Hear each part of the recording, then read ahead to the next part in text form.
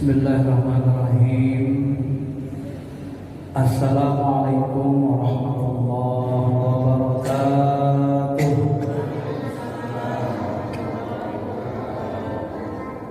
Alhamdulillahilladzi wa kafa.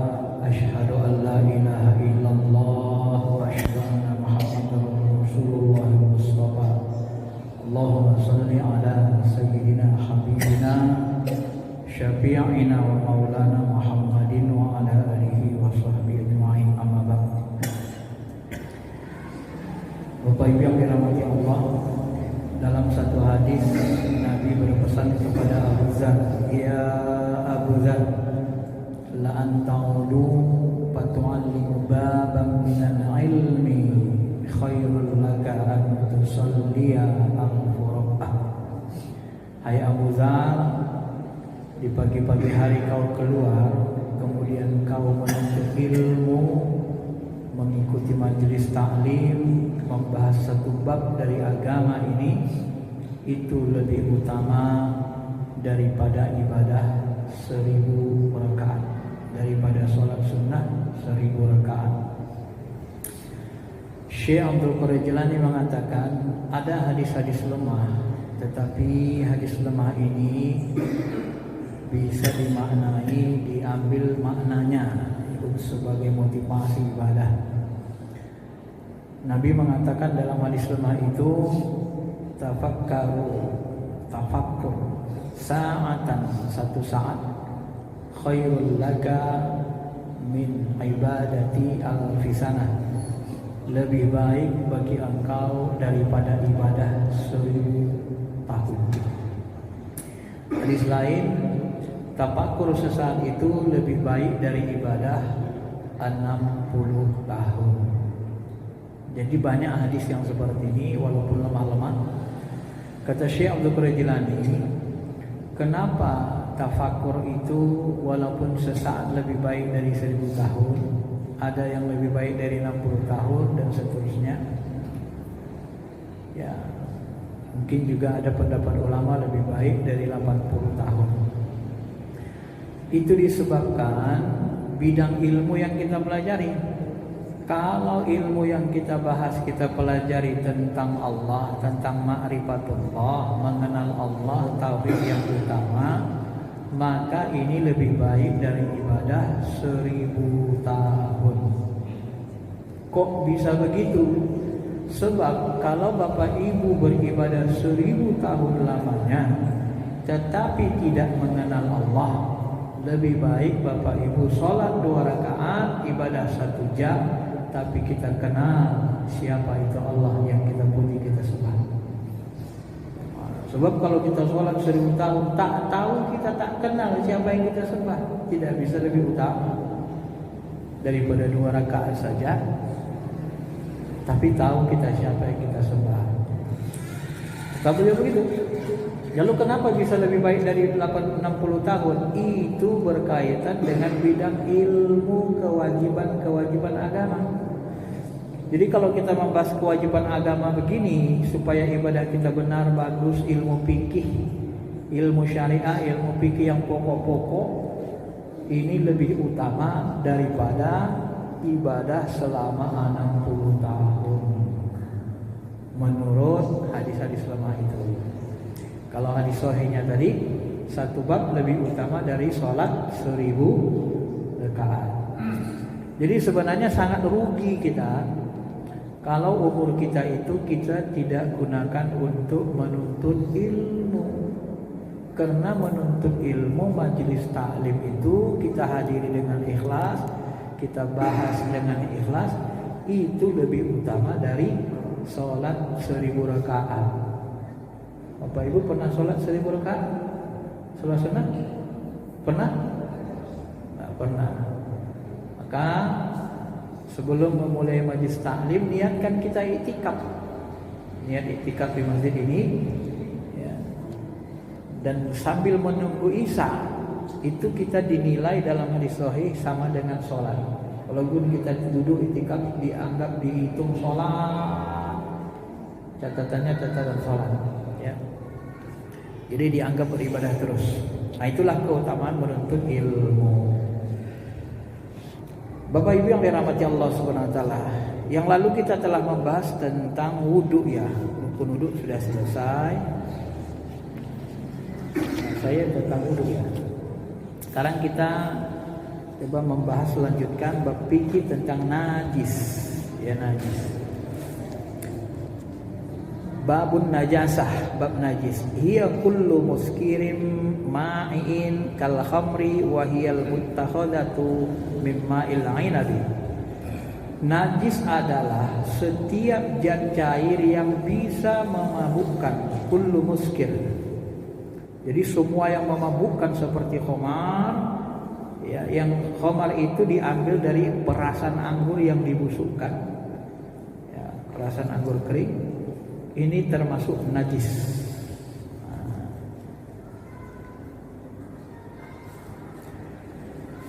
Pengarang kitab ini, kitab Al-Muhalla ini, dalam bab ini mengecualikan dengan ungkapan beliau yang berupa zat cair sebagai tambahan dari keterangan yang terdapat dalam kitab Muharram dari kecubung.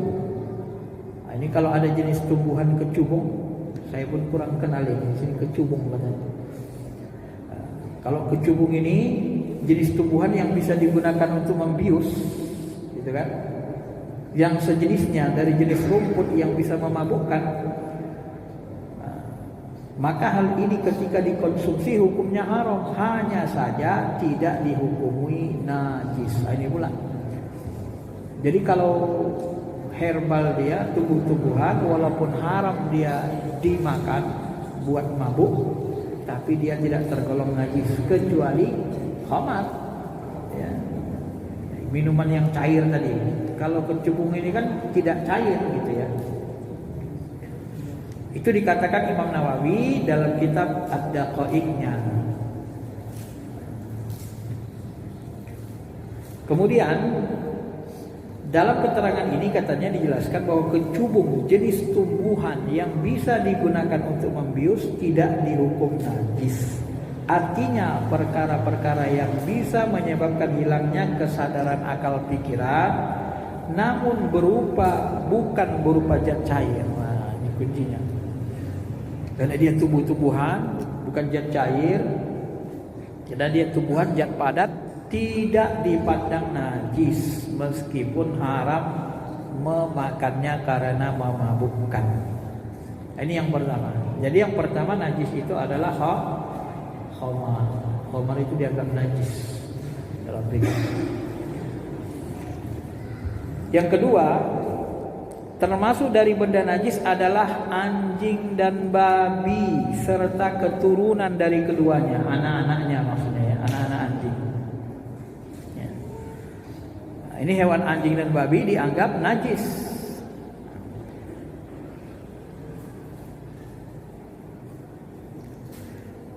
Adapun wal aslu fi najasatil kalbi, adapun dalil yang mengatakan anjing itu najis adalah ma rawau Muslim, seperti riwayat Muslim. Tahuru ina yahadikum idza walagha fihil kalbu ayyughsala sab'a marrat au ulahunna biturab.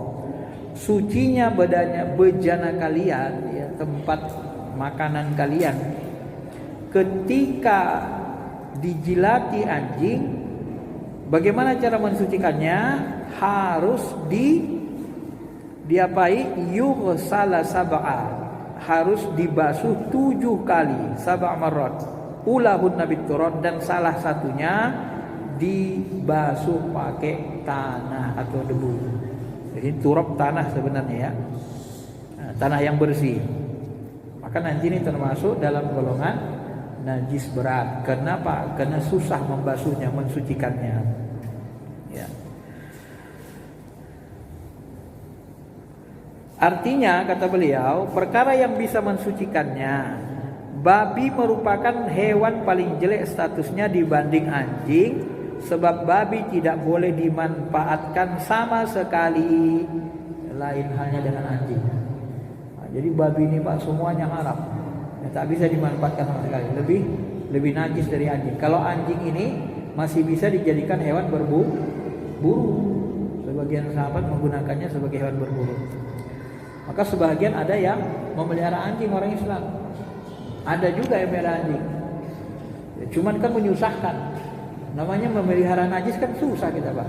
Dijilatnya nanti pakaian kita, dijilatnya nanti repot kita kan. Mending gak usah dipelihara kan daripada nyusahin. Ya cuman Ustaz, di sini banyak maling. Kalau nggak dibuat anjing depan, nanti nggak ada tanda maling. Ya udah buat depan tapi dikurung aja, Pak. Dia kan naik maling di punggung kan. Nah, ada yang seperti itu ya.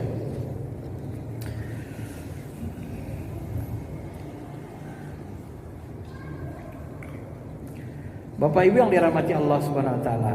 Kemudian dikatakan lagi, dilanjutkan, hasil peranakan dari salah satu anjing ataupun babi dengan hewan lain yang sifatnya suci tetap dihukumi najis muwallala.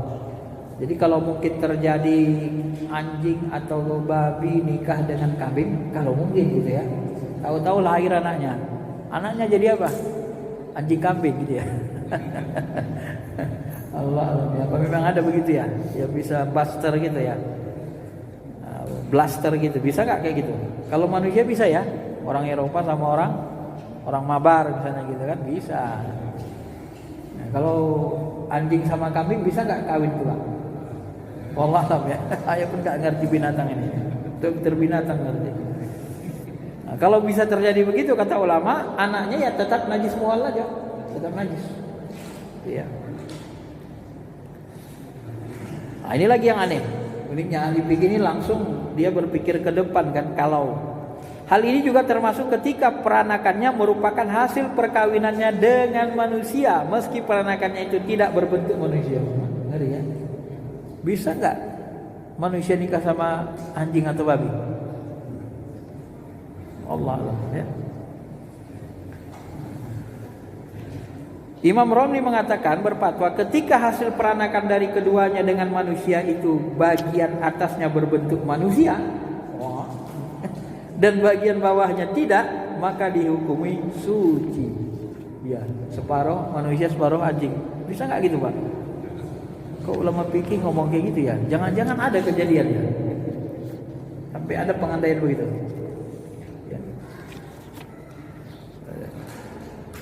Maka dihukumi suci, dan untuk ketentuan-ketentuan hukum yang terkait manusia juga berlaku untuknya. Karena separuh dianggap manusia jadi suci, karena memuliakan jasad manusia tadi sebenarnya gitu ya. Termasuk dari perkara najis adalah ini yang ketiga, bangkai, wa maitati ghairil adami wassamak wal jarab. Seluruh bangkai adalah najis kecuali bangkai manusia, mayat, ikan dan belalang. Kenapa manusia enggak bangkai, Pak, kalau udah mati? Kenapa enggak najis? Ya. Karena kata Allah, walaqad karramna bani Adam, telah kami muliakan anak Adam. Jadi jasad ini kalau najis, gimana kita mau sholat kalau jasad kita najis? Jadi kalau bangkai itu najis, gimana kita menyolatkannya kalau mayat itu najis? Kan nggak logis kan? Masa kita menyolatkan bangkai najis? Nah, itulah kemuliaan manusia ya. Jadi manusia itu tidak dianggap bangkai, karena dimuliakan Allah berdasarkan Al-Quran. Walaqad karramna bani Adam. Begitu juga dalam hadis sahih dikatakan hurrimat alaikum lain, dalam ayat lain dikatakan hurrimat alaikumul maitatu waddam, diharamkan bagi kalian semua bangkai. Jadi maitatu itu bangkai seluruh bangkai binatang diharamkan kecuali manusia ya. Waddam dan darah. Jadi bangkai dan darah termasuk najis kecuali bangkai ikan dan belalang. Jadi kalau ikan wal jarad tahirah lihilli tanawuliha wa kadza maitatul adami bil azhar. Ya, demikian pula jasad manusia. Memang Nabi kan ketika dalam hadis sahih Bukhari Muslim itu Nabi mengatakan laut itu at-tahuru ma'uhu, airnya suci. Kemudian wal maitatahu, bangkainya juga suci. Makanya ikan itu suci, enggak najis. Ya. Kalau sempat ikan najis juga nggak bisa kita makan kan? makan najis terus kita haram semua. Nah, itu penjelasan ulama ya.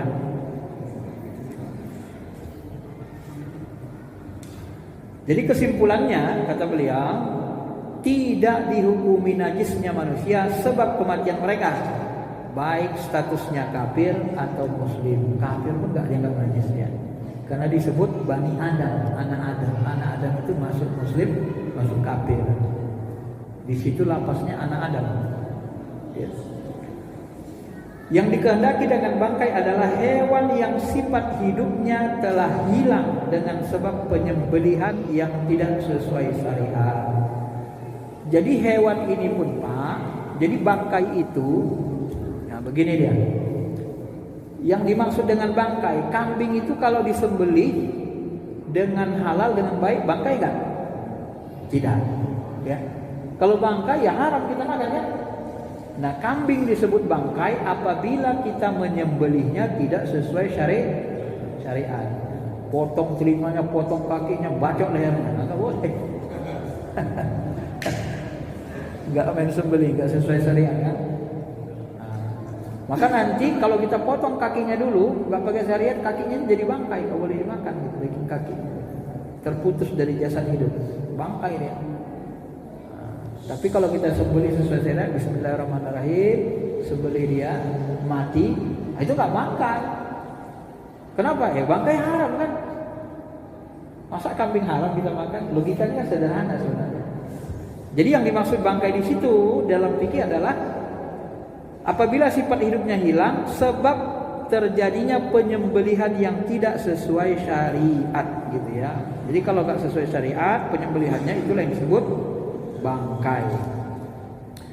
Termasuk juga kata beliau hewan buruan yang disembelih oleh orang yang sedang dalam kondisi ihram. Kenapa? Karena orang ihram diharamkan berburu. Lagi ihram haji, bunuh binatang, haram binatangnya itu Pak. Enggak boleh dimakan. Kenapa? Karena dia ihram itu haram berburu. Diharapkan dia berburu ya. Termasuk sembelihannya orang yang tak halal dinikahi orang Islam, seperti orang Majusi. Sembelihan orang Majusi enggak baca bismillah itu haram dimakan. Ya. Apalagi sembelihannya itu kepalanya mau dihadiahkan kepada majikannya, jinjitnya, gitu kan? Lebih haram lagi dalam Quran. Sedangkan yang bukan termasuk bangkai adalah salah satunya adalah janin yang mati sebab anaknya disembelih secara syariat. Ada kambing apa ya, lagi hamil atau domba kita sembelih, ya janinnya di dalam mati. Bangkaikah dia? Tidak. Dia tidak termasuk bangkai. Kenapa kita menyembelihnya secara syariat? Kan mati sekali dua itu, anaknya pun mati. Kalau hidupnya mati kan gitu. Kalau enggak mati ya dikeluarin, diselamatin. Itu yang ketiga, najis. Ya. Karena najis ini nanti harus kita kenali supaya tahu kita nanti kalau kita sholat nanti ada najis-najis yang membuat kita batal wudunya. Kalau batal wudu, batal sholat gitu ya. Kemudian najis yang selanjutnya adalah darah. Nah ini. Darah. Damim masfuhan. Audam kata Allah kan. Darah karena perkara yang telah dijelaskan yakni haramnya darah tersebut ya. Di samping darah yang berikutnya yang haram najis itu adalah nanah. Karena nanah merupakan darah yang telah beralih bentuk. Nah, jadi kalau bisulnya bernanah itu najis. Jangan pula isap-isap nanahnya. Ya. Enak kali nanah ini katanya. Dicicipinya pula. Sakit dia kalau mau disedot tapi jangan dimakan karena itu najis ya. Termasuk kata beliau yang keenam adalah muntah. Ya, muntah itu juga najis. Karena dia keluar dari proses pencernaan dalam ya.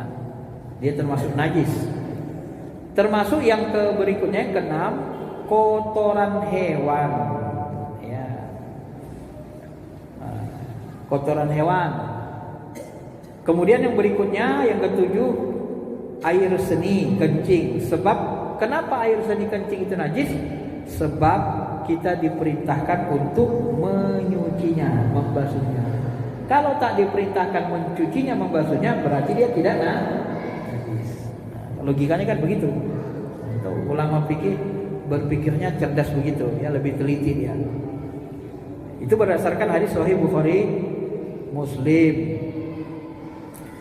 Itu sudah kita jelaskan di awal pembahasan Thaharah, ya. Kemudian dijelaskan beliau lagi nih, darah yang sudah beralih bentuk dihukumi najis, seperti nanah tadi kan. Maksudnya perubahan bentuk itu disebabkan rusaknya darah itu sendiri sehingga menjadi nanah. Maka dari alasan ini tidak bisa disamakan dengan masalah sperma dan susu. Susu itu bukan darah yang rusak. Nanah sama nggak nanah dengan susu? Nggak sama. Kalau nanah itu darah yang rusak, itu darah putih dia kan, yang menghantam kuman-kuman gitu ya, membunuh kuman. Maka muncullah nanah. Ya, secara kedokteran kayaknya begitu kan? Nanah itu berasal dari darah putih yang membunuh kuman-kuman. Ya, maka dia darahnya jadi darah busuk gitu kan, berubah busuk. Tapi kalau susu itu mengalir di antara darah, tetapi dia bersih, bukan darah. Dia tidak berasal dari darah, ya kan? Nah, maka darah susu itu tidak bisa disamakan. Termasuk sperma. Sperma itu tidak najis, Pak. Kalau sperma najis gawat. Kenapa gawat? Jasad kita ini terbentuk dari sperma. Ya, gimana kita bawa jasad najis? Nah, paham? Gak mungkin sperma najis. Kalau najis sperma maka jasad kita najis.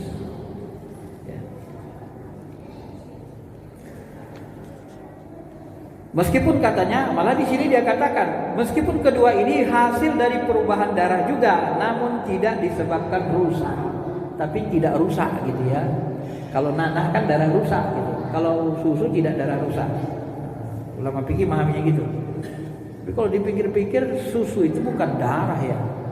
Apa darah itu ya secara kedokteran? Kayaknya beda ya. Adapun untuk muntah, bisa dihukumi najis ketika muntah berasal dari lambung, yakni bagian cekung yang terletak di bawahnya dada, meskipun muntah itu berupa air dan keluar tanpa adanya perubahan. Hal ini disebabkan karena melihat dari sisi lambung itu adalah organ tubuh manusia yang fungsinya mencerna atau mengalihkan makanan yang masuk ke dalam tubuh manusia.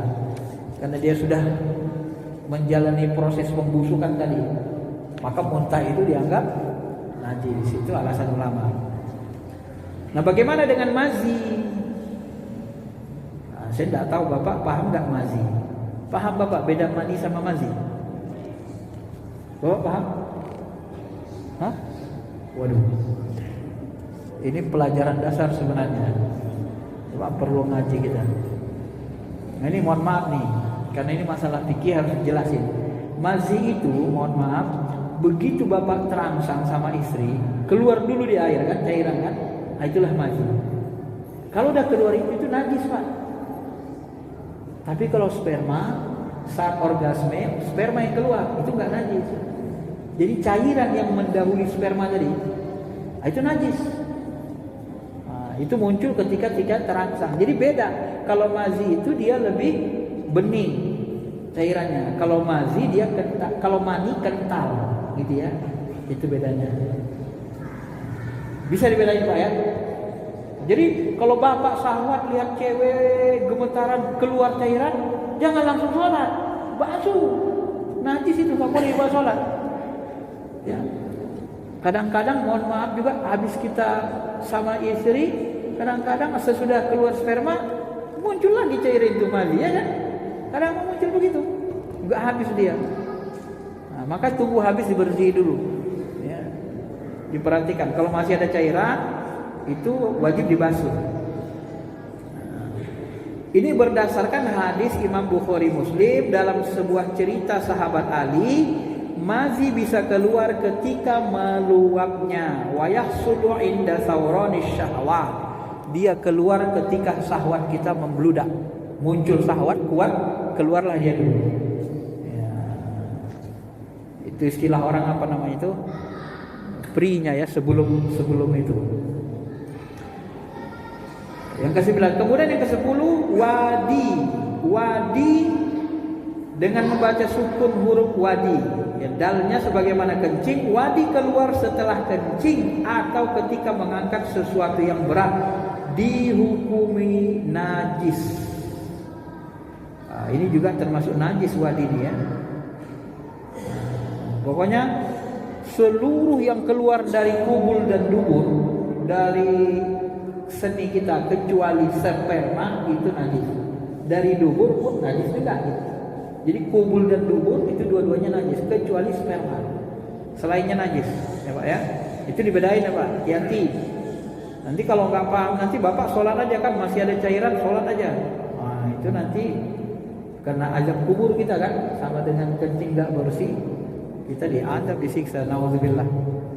Kata guru-guru kita kalau terlanjur seperti itu tobat dan banyak baca al-nasr untuk menembusnya. Al-nasr ya. Menembus dosanya itu supaya kita jangan diadab di kubur. Kemudian beliau lanjutkan, dihukumi najis pula sperma selain dari manusia. Wa kadza manil ghairal adam. Jadi selain anak Adam semua mani itu najis kecuali sperma manusia. Kalau sperma lembu, anjing semua najis. Ya. Sebab telah beralih kondisi sperma itu di dalam tubuh sebagaimana darah. Tetapi pengarang kitab Mahalli ini ya, kalau kitab Mahalli ini beliau lain pula. Beliau berpendapat lain. Yang paling sahih katanya suci sperma hewan selain sperma anjing dan babi. Kalau sperma kambing, binatang halal, itu dianggapnya suci, termasuk bebek. Ya. Bebek kan gak ada malunya kan? Itu dianggap suci. Wallahu a'lam ya. Alasannya, hal ini disebabkan karena sperma dari hewan selain anjing dan babi merupakan asal dari sosok hewan yang suci. Jadi kebalikannya Pak, logikanya. Ya kalau najis itu asal hewan juga, sama kayak kita. Asal kita, jasad kita dari sperma. Masa itu najis? Maka pendapat yang paling kuat tidak najis. Karena kalau najis, maka nanti bebek najis juga dong. Dia kan tercipta dari sperma bebek juga. Kan gitu. Adapun sperma dihukum suci berdasarkan hadis sahih Bukhari Muslim diriwayatkan Sayyidina Aisyah. Apa kata Aisyah? Annaha kanat tahukkun almani min sawbi Rasulullah sallallahu alaihi wasallam summa yusalli bihi. Sesungguhnya Aisyah pernah menggerogoki, ya dikorek-koreknya sperma yang terdapat dari pakaian Rasul Nabi sallallahu alaihi wasallam. Kemudian Nabi membawa pakaian yang kena sperma itu sholat. Itu berarti sperma itu tidak najis. Itu dari Sahih Bukhari Muslim. Ya.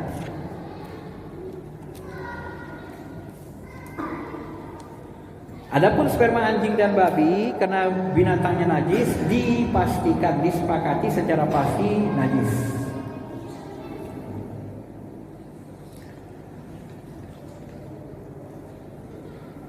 Ini kemudian ada penjelasan apa itu mazi. Ya, mazi ada yang mengatakan mazi itu adalah cairan berwarna putih tidak kental.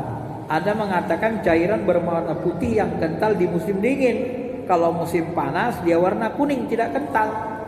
Bagi orang melakukan hubungan suami istri dengan istrinya, hubungan suami istri yang pasti selalu mengeluarkan mazi, maka najis dari mazi itu ditolerir, dimakfu ya.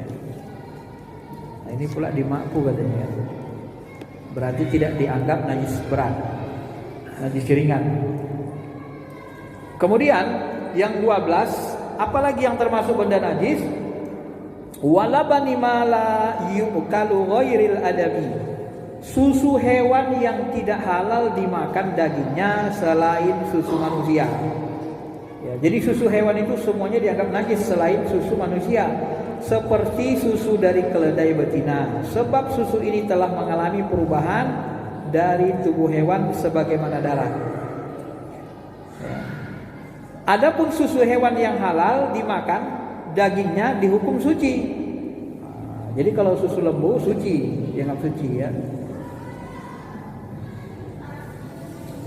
Sebagaimana firman Allah Subhanahu wa taala, labanan khalisan sa'iran lisyaribin. Kami memberimu minum dari apa yang berada di antara perutnya, berupa susu yang bersih yang mudah ditelan. Nah, jadi Al-Qur'an menyebut juga susu itu termasuk khalisan sa'iran lisyaribin. Dia boleh diminum ya. Berarti dia bersih, khalisan, dia bersih suci, sa'iran ya, mudah ditelan lisyaribin bagi orang yang minum. Begitu pula susu manusia, sebab susu ini tidaklah layak dengan sifat mulianya manusia andainya sumber atau asal mereka itu najis. Sama seperti tadi ya, susu itu kan membuat pertumbuhan anak kita, nggak mungkin najis. Ya, dari alasan tersebut diambillah sebuah pembahasan dalam masalah susunya perempuan yang berusia dewasa. Oleh karena itu susu dari laki-laki atau perempuan yang usianya masih kecil dihukumi najis sebagaimana ulama menjelaskan dengan keterangan tersebut. Nah, itu pula kalau susu sang ibu yang hamil, yang sudah dewasa, yang hamil itu tidak najis. Tapi kalau susu anak-anak, ya, saya nggak tahu anak-anak udah punya susu belum ya. Nah, ini ibu-ibu yang ngerti. Kalau ada susu anak-anak atau susu orang tua 20, 50, 60 tahun masih ada susunya, nah itu dianggap najis sama ulama. Ya. Kemudian susu hewan yang tidak halal dimakan ini dihukumi suci andai hewan itu disembelih dan susu itu keluar setelah pemotongan, meski berwarna merah darah atau susu itu keluar dalam kondisi hidupnya meskipun dari hewan jantan seperti sapi jantan, tetap dihukumi suci ya. Ini yang tak halal pun suci juga ya, kecuali tadi babi kan. Ada maksudnya tidak halal ini.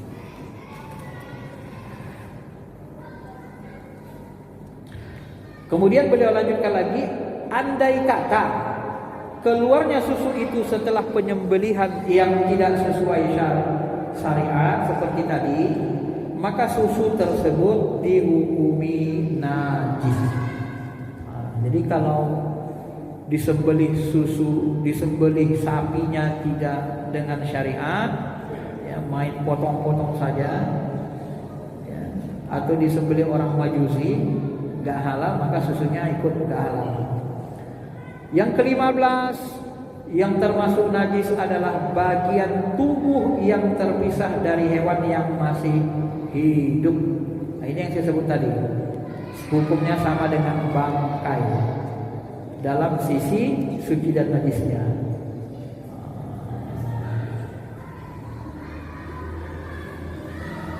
Tapi kata beliau, kalau tangan manusia yang terpotong itu dihukum suci.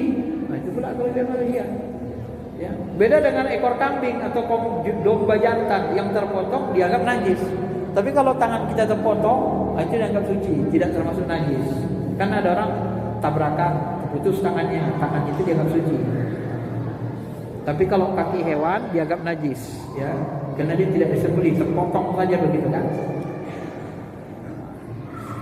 Itu pula ya pemahamannya. Karena kalau binatang yang mati dia tidak disembelih dengan hukum syarak kan najis, bangkai. Maka ketika kakinya kita potong, berarti kan nggak terpotong secara syariat. Nah, maka dianggap bangkai, tidak suci. Tapi dikecualikan rambut hewan yang halal dimakan. Kalau rambutnya dihukumi suci, termasuk bulu-bulu halusnya. Ya. Itu berdasarkan firman Allah Ta'ala, wa min aswabiha wa aubariha wa ash'ariha asasan wa mata'an ilahin. Dijadikan Allah dari bulu domba, bulu unta, bulu kambing, alat-alat rumah tangga dan perhiasan yang kamu pakai sampai waktu tertentu. Ya, jadi bulu unta, bulu kambing, kan bisa kita buat gendang, itu kan suci. Ya. Jadi bulu-bulunya, rambutnya itu dianggap suci.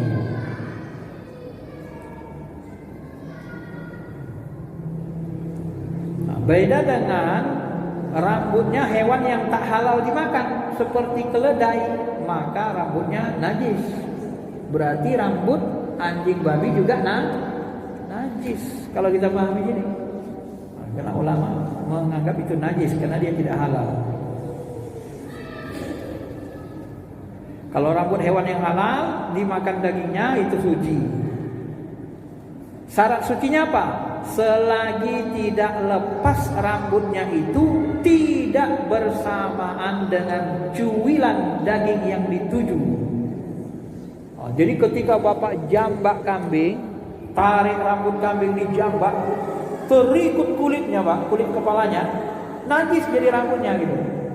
Paham? Begitu ditarik rambutnya itu terikut dengan kelopak kepalanya, itu jadi najis rambutnya itu, bulunya. Tapi kalau tidak terikut itu tidak dianggap najis. Ya. Jika lepas bersamaan dengan daging tersebut maka dihukumi najis, sebab statusnya diikutkan dengan cuilan daging itu. Namun jika cuilan daging itu bukan merupakan sebuah hal yang dituju, maka rambut yang ikut lepas bersamanya dihukumi suci. Nah ini itulah. Ada juga pengecualian ini. Jika cuilan daging itu bukan merupakan hal yang dituju, berarti kalau kita ngambil dagingnya, niat kita tadi ngambil dagingnya, kecabut rambutnya, itu haram rambutnya. Tapi kalau kita mau ngambil rambutnya, terikut dagingnya, nah itu karena tidak niat kita tadi mengorek daging, maka rambutnya dianggap suci. Nah ini rinci kan,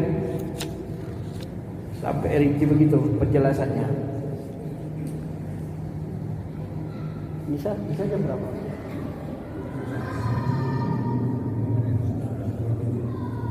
Dua tujuh.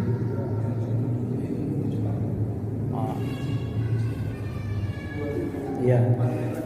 Kemudian sedikit lagi. Kemudian yang ke-17 yang termasuk najis adalah darah yang mengumpal, daging yang mengumpal, walaisat alaqah wal mudghah wa rutubah al farji. Darah yang mengumpal, daging yang mengumpal serta basah-basah yang terdapat pada alat kelamin perempuan dari jenis manusia tidak dihukumi najis menurut pendapat yang sahih.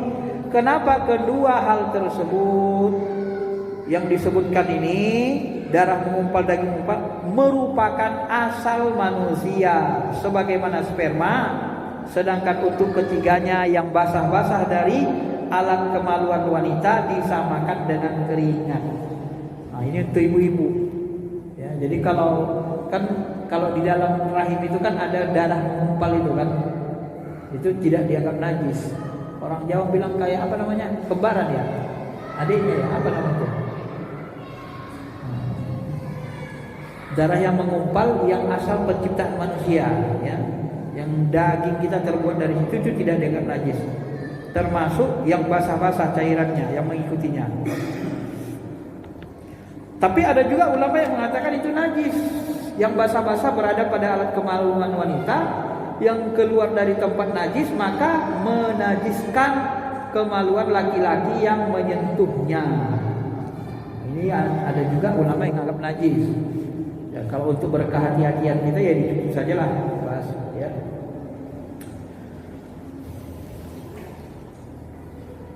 Dua hal yang disebutkan ini, kata beliau, disamakan dengan darah sebab alaqah. Dalam Quran kan disebut alaqah, segumpal darah.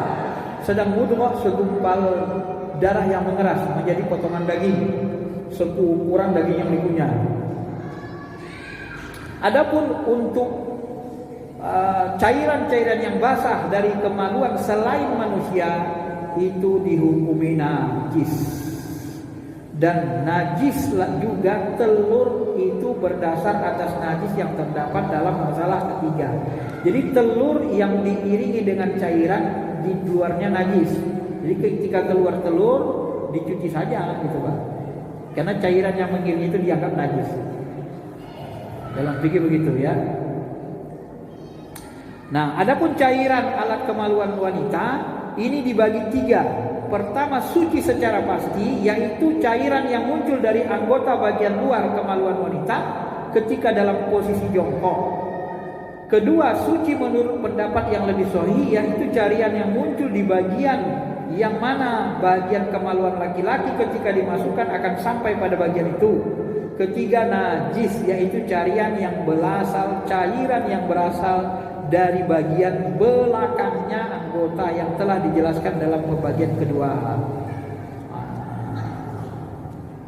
Jadi ya, ini bagian wanita lah itu. Mudah-mudahan ibu bisa memahaminya lah ya. Kalau cairan yang bagian luar itu dianggap tidak najis, tapi kalian keluar dari dalam karena syahwat, itu yang najis. Saya memahaminya begitu kalau kita memahami lafaz ini. Najisnya sebuah zat benda tidak akan bisa disucikan kecuali khamar yang telah menjadi cuka. Tadi khamar kan najis, tapi kalau udah berubah menjadi cuka, dia menjadi suci. Ya. Baik.